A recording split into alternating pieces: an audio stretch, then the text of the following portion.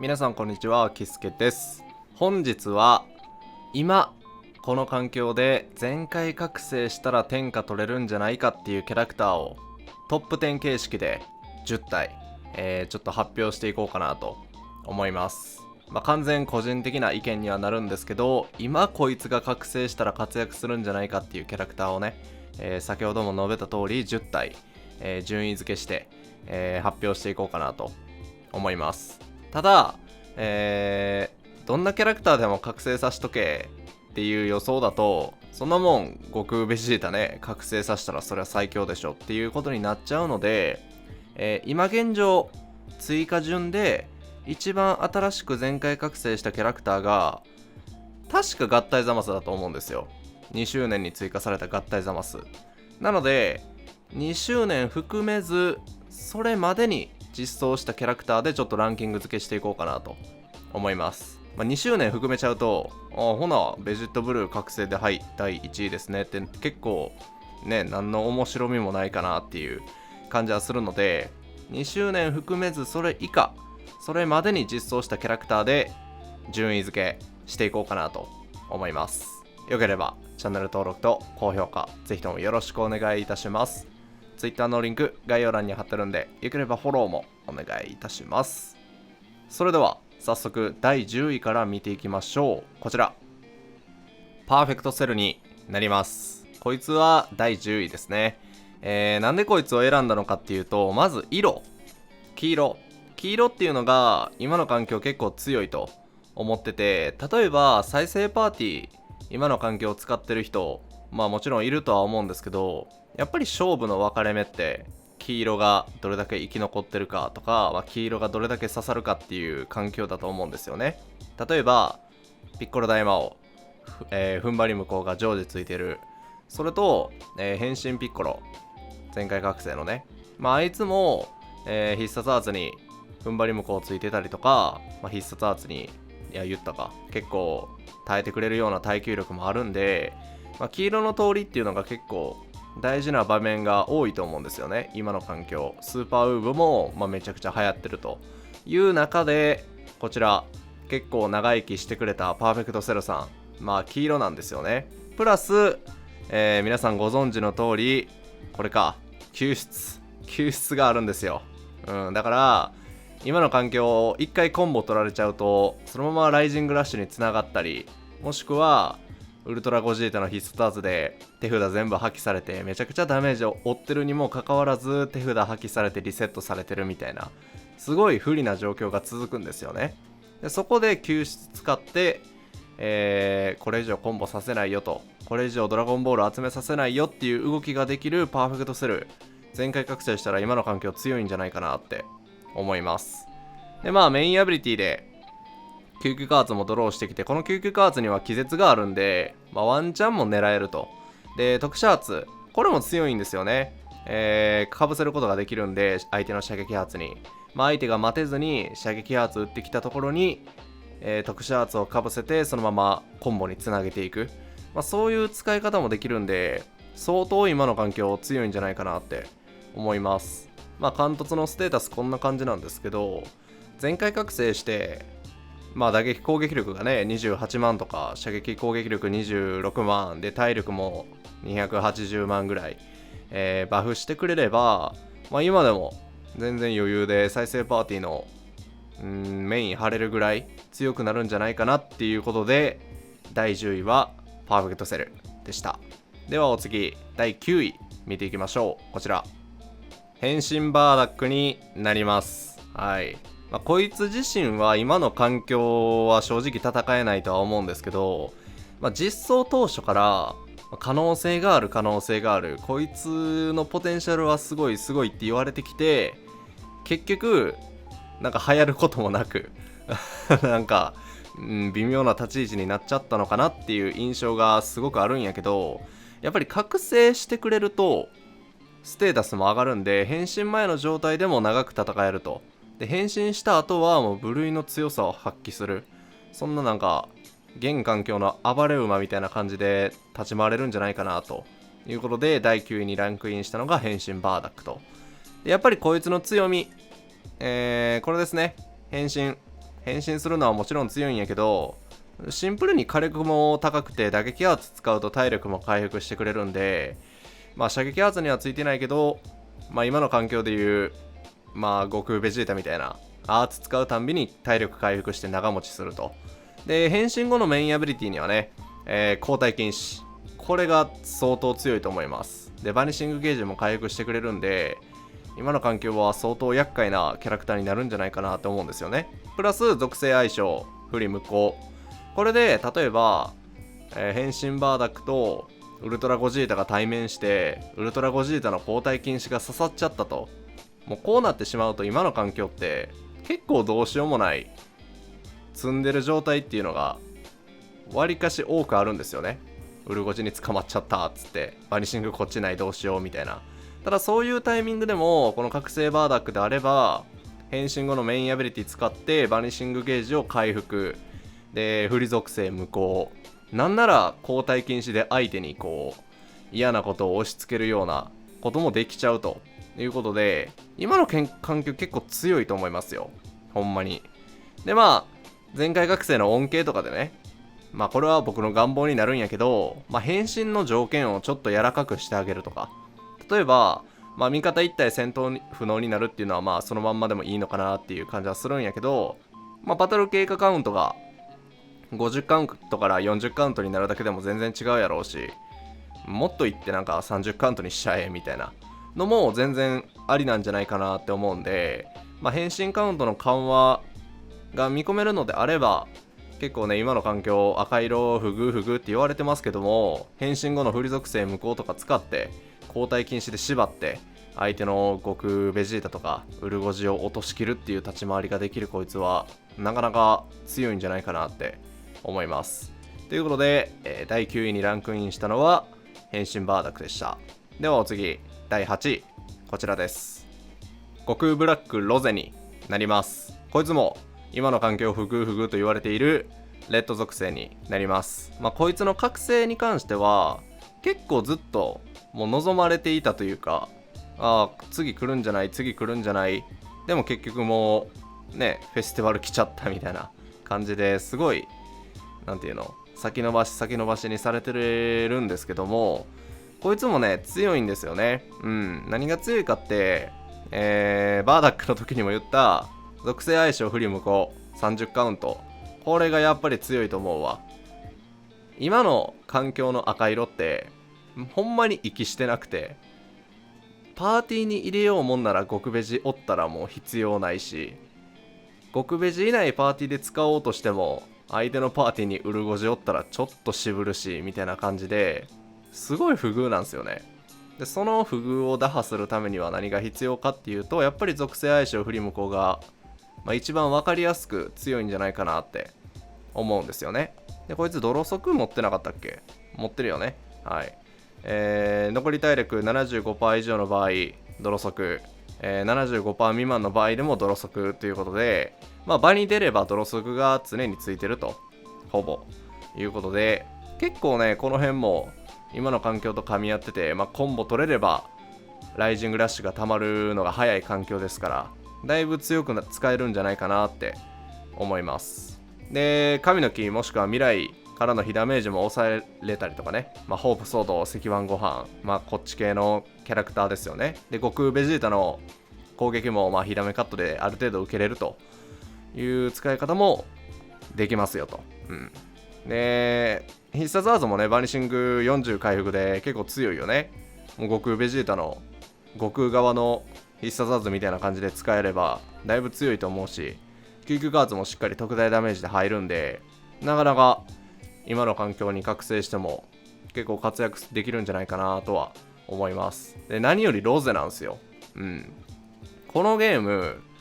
ロゼがほんまに優遇されてるんですよね。赤ロゼが実装された当初もめちゃくちゃ強かったし、緑の変身ブラックロゼいますよね。あいつももういつ実装しとんねんっていうぐらいすごい盛り込まれた、能力で活躍しとったし、今でもなんなら強いしね。で黄色の無料ロゼもさ、ほんまに無料かいっていうぐらい強いじゃないですか。だからこういうレッドのね、ロゼが全開覚醒すればあの運営のことですよ。相当強くしてくれるんじゃないかと。運営読みも含めて、第8位は悟空ブラックロゼという形になりました。それでは第7位見ていきましょう。こちら、無料で手に入る黒髪ベジットになります。こいつを第7位に選んだ理由は、メインアビリティの交代禁止。今の環境ほんまに交代禁止が強いんですよ。ただ運営もそれ分かってて、簡単に交代禁止のキャラクター出しちゃうともうぶっ壊れるって分かってるんですよね。だから最近交代禁止のキャラクターが全く来なかったんですよ。ただ満を持してフェスティバルの大目玉のキャラクターとしてウルトラゴジータ交代禁止を携えてやってきましたよね。で、案の定交代禁止がバチバチに刺さるということで、交代禁止のキャラクターが全開覚醒すればやっぱり活躍すると思うんですよ、僕はね。で、この黒髪ベジットのメインアビリティに関しては、変身バーダックと違って敵だけを交代禁止10カウント付与できるんですよ。バーダックは味方もやけど、こいつは自分の体力 25% 回復しつつ、相手に10カウントの交代禁止を強いれるんで相当強いと思います。今の環境5カウント、ウルゴジの5カウントの交代禁止でさえ辛いのに、その倍となる10カウント交代禁止しちゃうとほんまに1体そのまま持っていけるんじゃないかっていうぐらい強くなると思うんですよね。なのでこいつは、第7位にふさわしいキャラクターなんじゃないかなとは個人的に思っております。でプラス Z アビリティも強いんですよね。合体戦士の基礎打撃射撃防御力を 40% アップ。ほんまに無料キャラなのかっていうぐらいパーセンテージ上げてくれるんで、最近のキャラでも 40% ってなかなかいないですよ。プラス、ベジットの基礎打撃攻撃を 20% 上げてくれるということで、だいぶ今の環境交代禁止刺さると思うんで、黒髪ベジットが覚醒すれば合体戦士の赤枠になるんじゃないかなっていう気はしてます。ということで第7位が黒髪ベジットということになりました。それでは第6位見ていきましょう。こちら、黄色の変身ベジットになります。こいつに関しては最近当たったことがあるっていう、実体験も踏まえて、第6位にランクインさせていただきました。まずそもそもステータス高いんですよね、こいつ変身時。見てこれ、覚醒する必要ないんじゃねっていうレベルの、ステータスはしてるよね。変身後やから当たり前と言ってしまえば当たり前かもしれんけど、変身すれば打撃射撃変わらず、火力取れるキャラクターになるんで、一概に射撃タイプのキャラクターなのかって聞かれるとちょっと怪しくはあるんやけど、まずそもそも、特殊圧やったっけな、特殊圧、余ダメージがずっと上がるようになると。消去不可ではないんですけど、体力回復もできるし気力も回復できるし、変身後につながる余ダメアップもつくし、相当強いと思います。で、変身後のメインアビリティ、必殺圧ドロー、気力50回復、バニシングゲージ 100% 回復。これが今の環境強えんじゃねえかっていう。フルパワーフリーザーもそうよね。救急ガーツをドロー、気力回復、バニシングゲージ 100% 回復。今の環境弱いんかって聞かれると絶対声を揃えて強いってみんな言うでしょ。だからそれが覚醒キャラクターとしてこう登場すれば相当暴れ回るんじゃないかなって気はしてます。現状の合体戦士の黄色枠って、ゴジータブルーもしくはスーパーウーブ、その2択だとは思うんですけど、こいつが覚醒すればさらに選択の幅が広がるというか、ガンガン攻めてバニシング回復で避けて火力取りまくるみたいな動きもできるんで、今の環境めちゃくちゃ強くなると思います。なんならステータス覚醒で上がるだけでも相当ぶっ壊れると思うんで、これはね、第6位にふさわしいキャラクターだったんじゃないかなって思います。変身ベジットが第6位では、お次ベスト5第5位見ていきましょう。こちら、ヒットになります。こいつも黄色属性ですね。今の環境はやっぱり黄色が強いんじゃないかって個人的には思ってるんで、このヒットが覚醒すればさらに火力環境が加速するというか、正直怖いです僕は。今の環境ってフルパワーフリーザとか覚醒大魔王であったりとかカマロゼであったりとかで踏ん張り無効を対処するっていうのがわりかしセオリーにはなってきてるんやけど、このヒットが覚醒すれば踏ん張りもっと減るんじゃねって思うレベルで強くなると思います。まずステータスね。とんがったステータス。射撃は必要ないぞと。打撃の火力に全ぶっ破してるよねこれ。多分覚醒したら29万ぐらいになるんじゃないかなっていう予想はしてます。で体力もそこそこ増えて270万80万近くいって、他のキャラクターの攻撃をある程度受けれるようになると。でこれもあるんですよね、時飛ばし。これがね強いと思うわ今の環境で。ドラゴンボール減らせるんで、今の環境ってライジングラッシュのために異様に速いでしょ。だからそういう敵に対してこうヒットで後ろに下がって遠距離の攻防読み合いが発生する中で時飛ばしを持ってる状態っていうのはだいぶ強くなると思うし、なんならこれ必殺アーツつながるんで、つなげて必殺アーツでこうさらに大ダメージを狙っていくっていう動きができると。で状態強化の消去もできるんですねこいつ。知らんかったわで何より今の環境刺さってるなって思うのはやっぱり踏ん張り無効ですよ、常時。これが相当強いと思います。でクリティカル発生率、嫌な思いをした人は結構多いんじゃないかなと思うんやけど、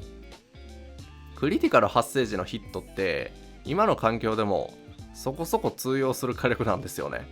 びっくりなんやけど、結構そのホープソードとか石腕ご飯とか、悟空ベジータ、ウルゴジが実装する前やね。だからウルゴジが実装する前のフェスティバル環境ってヒットがちょっと流行りだしたというか、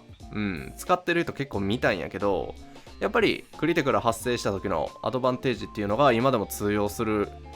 ていうことなんですよね、それって。じゃあ全開覚醒したらどうなんのっていう話なんで、相当火力は取ってくれるし、ドラゴンボールも破壊してくれるし、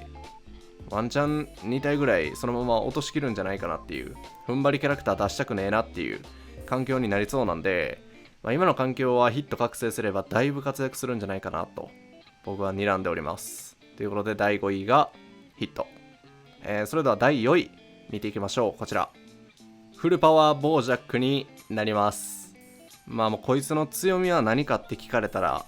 みんな余裕でわかると思うんやけど、これか。はい、特殊カバチェンがやばすぎるっていうことですよね。もちろんデメリットもあるんですよ。味方の体力 15% 減少っていうデメリットはあるんやけど、何でも特殊カバチェンで返せるっていうのが超強い今の環境だと。ほんまに救急加圧も対処できるし、必殺アーツも対処できるし、何でもいけるんすよ。突進系の特殊アーツだって対処できる。ゴジータ4できませんよそんなことは。だから特殊カバチェンの中で最も強いんじゃないかって言われてるのがこのフルパワーボージャックなんですよね。何でも返せるから。最近はなんかね、メインアビリティとか救急加圧に特殊カバチェン無効みたいなついてはいるんやけど、それでもないキャラクターの方が多いんで、そういうキャラクターに対して特殊カバチェンで一回リセットすることができるっていうのは相当強いと思います。で今の環境ってこいつフルパワーボージャック劇場版なんですよね。劇場版のエピソードがついてるんで、例えば悟空ベジータとセットで使ってあげるとかすると、悟空ベジータって体力回復するよね。だから特殊カバチェンで減った 15% の体力なんて痛くも痒くもないわけですよ。そういうサイクルが見れるっていうのは、こいつが覚醒したらちょっととんでもない環境になるんじゃないかなっていうレベルで、すごい流行ると思います。でメインで打撃圧ドローしたりとか、気力60減少の必殺圧あったりとか、その辺もするんで、今でも強くなるんじゃないですか。もうちょいね、覚醒して防御力も耐久増やしてもらって火力もそこそこ取れるようになれば、メインからの打撃圧の火力にも見込めるし、やっぱり一番強いね、特殊カバチェン、これを駆使しながら相手のコンボをカットして、嫌がらせのようにカットして、でこっちは自由に攻めていく、そういう使い方ができるんじゃないかなって思うんで、フルパワーボージャックはもうとんでもないと、個人的には思います。ということで第4位のフルパワーボージャックでした。お次トップ3第3位見ていきましょう。こちらベジータブルーになります。紫ですね。こいつの相方の、悟空ブルー悟空はもう全開覚醒してるんですよ。だからこいつが覚醒する可能性っていうのは十分あると思います。何よりこいつが一番強いなって感じるのがこれ、俺がぶちのめしてやるこのユニークアビリティの2つ目、場に出た時、敵全体に交代禁止の効果を与える5カウント、発動回数2回。これがやばいこれが相当今の環境やばいと思います。ウルゴジにもついてるあれですよ。ウルゴジも確か2回やったよね、交代禁止って。でこいつに関しては別にバトルメンバーがやられてなくても発動できるわけですよ、交代禁止で。ステータスも悪くない。悪くないです。プラスこいつ救急カーツ持ってるんですよね。で踏ん張り向こうも30カウント持ってるということで、めっちゃ強いと思うわ、今の環境覚醒したら。なんなら紫染めの環境がさらにブーストかかるんじゃないかなっていうレベルで強くなると思います。今の現状紫染めって悟空ベジータスーパーベジと、プラスアルファ、ベジータブルー使ってる人が多いけど、復活のご飯入れたりとか、覚醒ブロリー採用したりとか、その辺はいろいろあると思うんやけど、確定でこいつになるでしょ。交代禁止2回持ってるから。で縛って5カウントのうちでライジング当てたりとか、救急加圧で、踏ん張り向こうでそのまま突破したりとか、そういう使い方ができると。でこいつのヤバさはそれだけじゃなくて特殊発なんですよね。射撃発に対してカウンターが発動すると、しかも追撃が可能ということで、相当厄介だと、思います。だからあれよ、ウルトラゴジータとまたの悟空が合体したようなもんよ。ちょっと違うような気がするけど、でもそんな感じよね。特殊アーツで射撃カウンター持ってたりとか、交代禁止2回持ってたりとかで、救急アーツも手札破棄ですごい火力になると思うんで、こいつが覚醒したらほんまに環境崩壊すると思います、正直。だから運営は覚醒できないんやと思う交代禁止が強い環境やからね。ということで、第3位、こいつで第3位ですよ。第3位のベジータブルーでした。お次はナンバー2第2位見ていきましょう。こちらレジェンズリミテッドのベジータブルーになります。ここでレジェンズリミテッドのキャラクターが登場したんですけど、今現状リミテッドのキャラクターってどんどん覚醒してってるんですよね。スーパーベジットも最近覚醒したし、第一形態フリーザとか、その辺も覚醒していったんやけど、未だ取り残されてる状態です。ただこいつが覚醒すれば相当強くなると思います。まずそうだな、救急加圧か。救急加圧の交代禁止、これがもう全てです。やっぱり全開覚醒してステータスが上がりました。救急加圧の火力ももちろんステータスが上がるんで上がりますと。そこに交代禁止の救急加圧ぶっ込まれるとたまったもんじゃないと思うんで、これがやっぱりこいつの一番の強みではあるのかなって思います。で特殊アーツの体力回復 15% 回復するんですよ、こいつ。やばくない？プラス究極の余ダメージもアップできるんで、打ち毒っていう感じよね。時止め系やし。で、ユニークアビリティ、髪の毛に対する余ダメージ 20% アップと、悟空ベジータの方にダメージがとんでもなく通るようになるということですよね。で味方の、神の木もしくはベジータ一族の、余ダメージも上げてくれると。でコストも下げてくれるということで、なんなら悟空ベジータとセットに使ったらとんでもない強さになりそうなユニークアビリティでもあるよね。で待機カウント短縮も持ってるし、火ダメカットも持ってるしっていうことで、ここにプラスアルファユニークアビリティがつくんですよね。で今まで紹介してきたキャラクターって言うてもステータス上がって、今現状持ってる能力である程度戦っていかないといけないっていうキャラクターだったと思うんですよ。例えば、最近覚醒したブロリー&チライなんかもそうですよね。なんかプラスアルファで追加される能力はそれほど大したことはないけど、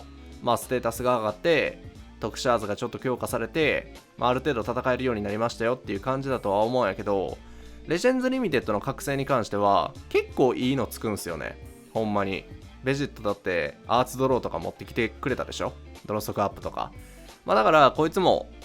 相当強い能力、ユニーク、アビリティがなんかポンポンってつくんじゃないかなって思うんで、もっとこっから強くなるって考えると2位には入ってくるでしょうと、いうことで、こいつはね早く覚醒してほしいなって個人的には思うんですけど、やっぱり交代禁止がまずいのか全然手を出してもらえない、ベジータブルーレジェンズリミテッドが第2位という形になります。それでは栄えある第1位に輝いたキャラクターを見ていきましょう。こちら変身ご飯になります。予想してた人は多いんじゃないかなと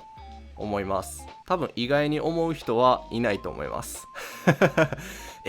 そのキャラが1位予想外とはならないと思うんやけど、変身ご飯が第1位という形になりました。まず強いところ、特殊アーツ変身前でも範囲特殊ぶっ壊れてますで別にコスト19ってね重くないんで、打撃アース1枚分って考えれば相当強いし、なんなら気力30回復するんで、ほぼデメリットなしで範囲特殊が打てると。で変身時交代禁止10カウント、これがやばいよやっぱり。今までも交代禁止のキャラクター紹介してきましたよね。黒髪ベジットとか変身バーダックとか、紹介してきましたけども、こいつに関しては黄色なんですよ。今の環境結構強いって言われている黄色が交代禁止をするっていうのはちょっと訳が変わってくるのかなって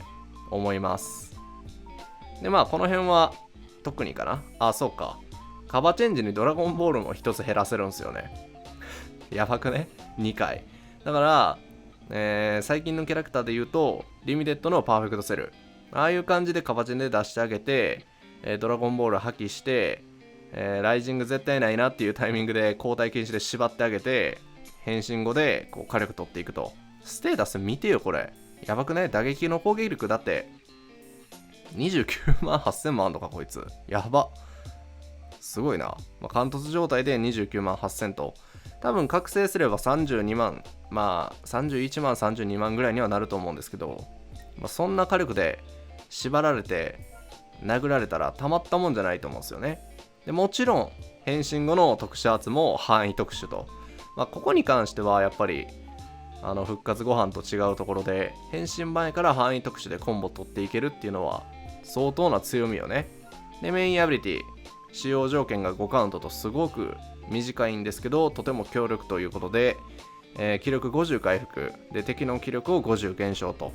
いう形ですよね。しっかりと時止めてかぶせることもできると。射撃アーマーよね。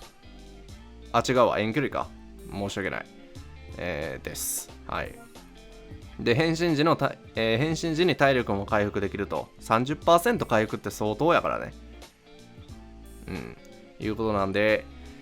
今の環境をこの復活ご飯が覚醒しちゃうと恐ろしいことになるんじゃないかなと思います。何より色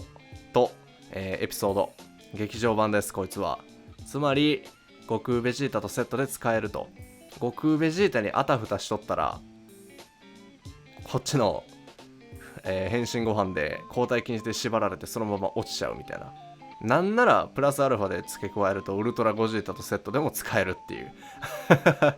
とんでもないことになるよ、今の環境。こいつが覚醒するとっていうのは多分運営さんも分かってると思うんですよね。交代禁止のキャラクターを出しちゃうとどうなるのかっていう。だから目玉のウルトラゴジータでさえも交代禁止5カウントだったんですよ。で味方1人落ちちゃうと発動するっていうデメリットもついてると。発動条件もついてる中、こいつはもう変身するだけで、10カウント縛ると。そういうのはね、今の環境に出てきちゃうとほんまに終わっちゃうレベルで劇場環境になっちゃうんで、よう戦ってたと思いますよ、俺らは。こいつが流行ってるタイミングで。それぐらい、今の環境を壊しかねない、キャラクター、変身ご飯が、全開覚醒したら環境で暴れ回るんじゃないかっていうトップ10の中の覇者ということで、いかがだったでしょうか。まあもちろんいろんな人の意見はあるとは思うんやけど、個人的にはこういうラインナップになったと。他に意見とか順位が違う人はコメント欄にどんどん書いてきていただけると、楽しい動画になるのかなと思います。よろしければチャンネル登録と高評価ぜひともよろしくお願いいたします。 Twitter のリンク概要欄に貼ってるんで、よければフォローもお願いいたします。それでは良きドラゴンボールライフを。バイバイ。